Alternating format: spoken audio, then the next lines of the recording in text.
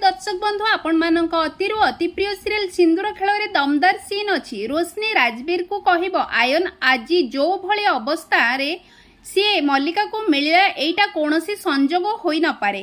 तापरे राजवीर कहबे किंतु जदि आज परठू तांकु मो ऊपर दया देखैबार गोटे मौका मिलगला आउ मु चाहिबिनी जे से मो ऊपर दया देखांतु किए मो पुओ पाखकु आसी संपर्क जोड़ंतु।